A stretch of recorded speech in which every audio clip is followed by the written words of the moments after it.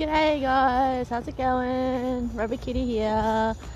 Hey, I was just thinking about things like safe versus competent.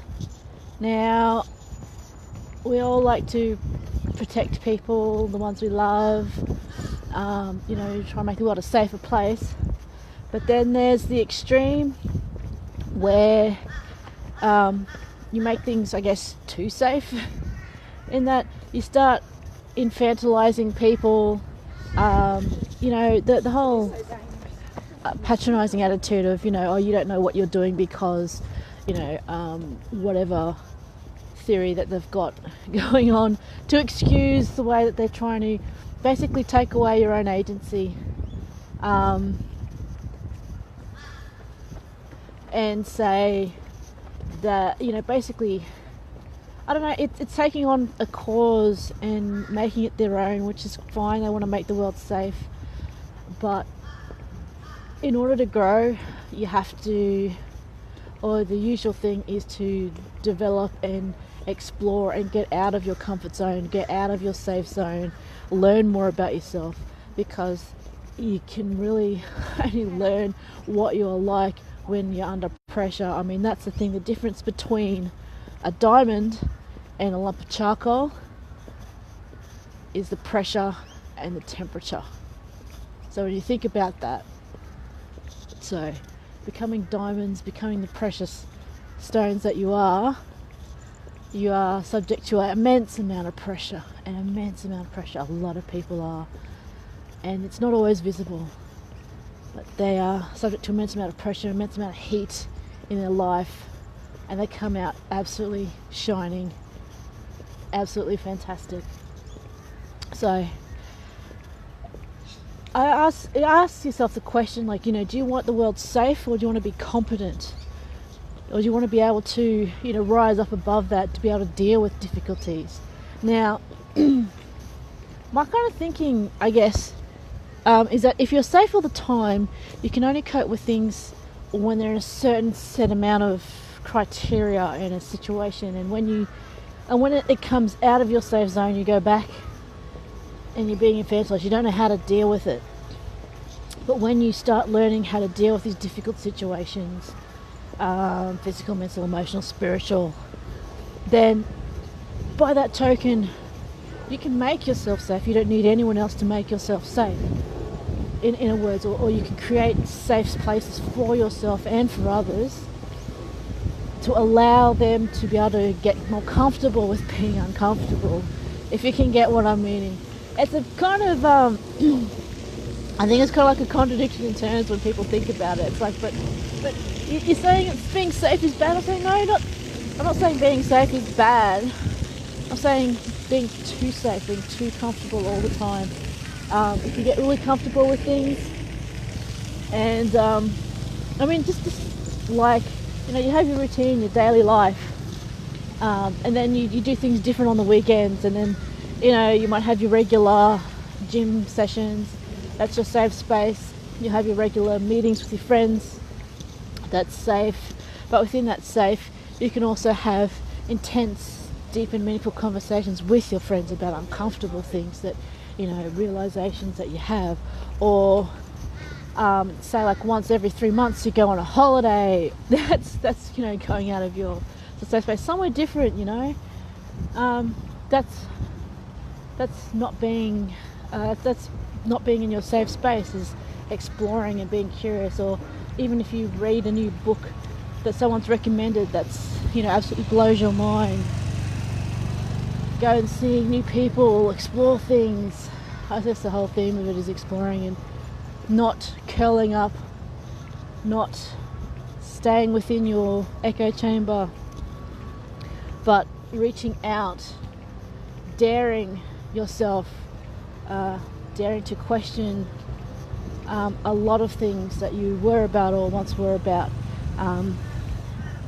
and seeing if it resonates with what you feel inside, whether you're comfortable with that uncomfortableness. So my thoughts on being safe and being competent, when people ask, do you want your kids to be safe or do you want them to be competent?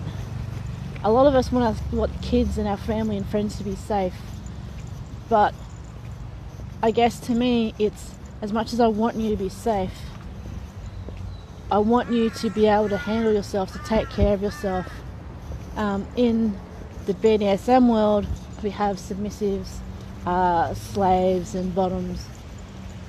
Now, in a lot of BDSM stuff, there's the thoughts that slaves are actually, you have to hand over everything, you have to hand over control of everything, your titles, your money, your everything. To me, that's kind of like not responsible on a dominant's part, that they leave everything to the dominant to rule their own life, because then if anything happens, this person, while they're being safe at that point in time, if anything happens to their dominant, then they will be thrown into a massively unsafe place and they will not be competent. Even if they previously were competent or able to take care of themselves, doing things like that is, I guess, I'm not sure if it's a skill or whether it's practice, but it's one of those things where you can forget what it's like to be your own person, and you can quickly go back to the safe space, which means you're not able to cope in some ways with it. I don't know. They're just random thoughts at the moment. Just thinking about it. I mean, the way people conduct their different relationships is different, and whatever's good for them is good.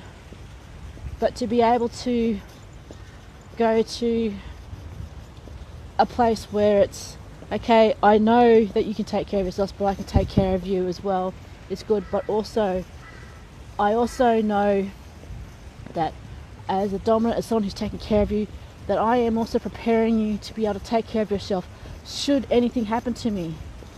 And I guess that's kind of what parents like to do, is like, okay, I love you, you're my child, but I have to be hard on you sometimes because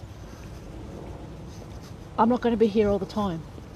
To be able to equip somebody to be able to take care of themselves is a big thing, and to protect them, I mean, there's numerous examples in the world about, if you break an arm and you don't use it for a while or exercise it, the muscles start to atrophy.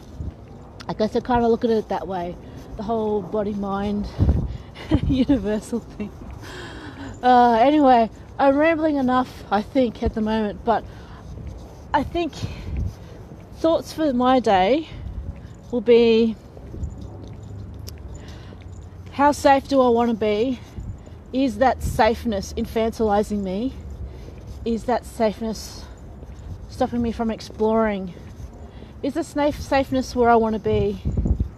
Like in the long term, short term, what am I doing to expand my competence and to be able to make sure that I can get some level of safe and know that I can take care of myself, know that people around me can take care of themselves, and know that no matter what, the inside of yourself, you'll always find, and I always have, a safe space to go.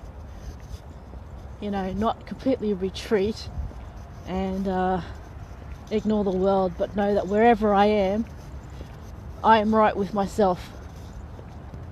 So I guess that's a pretty deep thought for this morning. And there wasn't a lot of light back on the arbor there, but I guess the days are getting longer, so they're turning the lights off early. Anyway, have a good day. Love you guys. See you later.